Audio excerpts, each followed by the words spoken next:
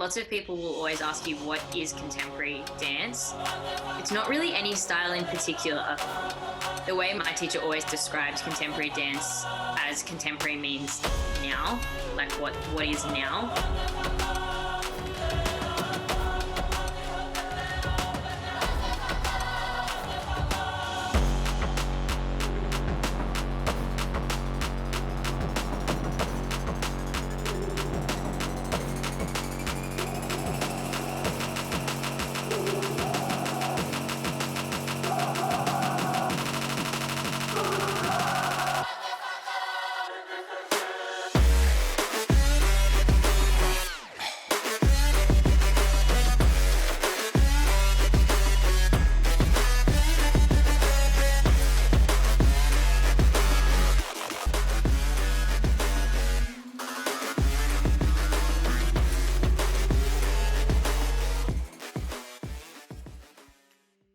Hi, I'm Sarah. I'm 23 and I'm from Melbourne. So I grew up in McLeod in Victoria, where I currently am now. Went to the Victorian College of the Arts secondary school from year 8 to 12, where I studied full-time dance. I started off mostly studying full-time ballet, and then in the later years I transitioned into more contemporary, which is what I'm doing at the moment. I guess I never really had a realization that I wanted to pursue dance professionally, but it's just been something that's been a part of my life for basically since I can remember. At a young age, probably about 2, I started off with calisthenics, which is a performance sport. It's a bit different. It's like a team sport where you perform on stage, and there's a variety of different genres that you do. I did that for about 10 years. I actually started doing ballet to help my calisthenics, and then I just really started to fall in love with ballet actually at a young age. And for me, once I started to find that love with dancing,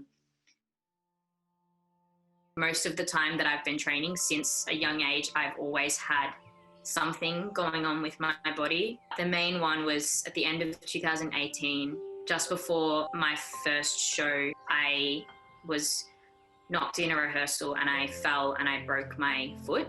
I fractured my 5th metatarsal. It was really, really hard. I basically didn't get to finish the last month of my training. I didn't get to do the last show. I didn't get to do the tour. And I didn't get to do Colossus the first year, the Colossus by Stephanie Lake Company. And then after that, I was in a moon boot for about 6 weeks, and then I came out of the boot, and 4 weeks later I rolled my ankle and I fractured my 5th metatarsal again in 2 different places. So I had now 3 different fractures in my one bone. That was only supposed to be a 4-week injury, 4 weeks in the boot, and it ended up being 3.5 months because the fracture didn't heal properly. That was my big, huge injury that really, really kind of rocked me.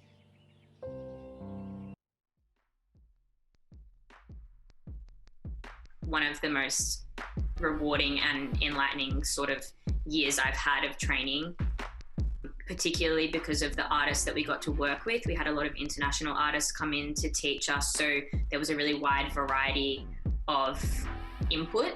We formed this really amazing bond with each other, and when you go in somewhere every day and, no matter how you're feeling, you have to work and you have to put in the effort. I think it creates just this real sense of caring between all of the artists that you're working with. And so it's a really safe space to feel sad if you're feeling sad or down or vulnerable or happy, whatever it is. And often we start with some sharing of the week or during the day where you can sort of just share what's happening or how you're feeling. And there was no limit to what you would share or what we could talk about, which is really, really amazing. What I found is that the people that I was with every day honestly probably knew more about what was going on in my life than anybody else. In the first lockdown, I actually responded really well because I had actually just gone through a 6-month period where I was at home feeling isolated, unable to do anything. But that time I was in a moon boot and I was injured. So that was so much harder. So when I kind of put it into perspective, I went, well, at least this time I can go outside and walk. You know, I can move at home. I can still exercise. So for me, there were a lot of positives to look at. I've been doing lots of online sessions with friends, yoga and some improvisation and tasking sessions, as well as even just other forms of art. I do a bit of painting as well. So I've been kind of getting back into that with all this free time and just doing that. So far, the effects that I've felt from both the lockdowns, I guess really just been the distance. I think the physical distance from my friends and my colleagues has probably been the hardest, because in the profession that we work in, we're so used to being in constant physical and emotional contact with other people. So every day, if I'm working 5 days a week on a show, you go in, you do a morning class, and that's probably the only time that you're in just your own body. So that first hour, you warm up, you do a morning class. And from then on, if you're creating with other artists, you're constantly touching them and, you know, just in physical contact or speaking to them or creating with them, sharing your thoughts, sharing your ideas. So not having that sense of physical and emotional closeness, I think, has been the most difficult thing. When things return to normal, I am just so excited to get back in the studio and like hug my friends and just touch people. That's what I'm most excited for. Like, I know that really technically, even when lockdown ends, there's still going to be social distancing and stuff. But when it comes to my work, if we are creating those things, we can't social distance and create.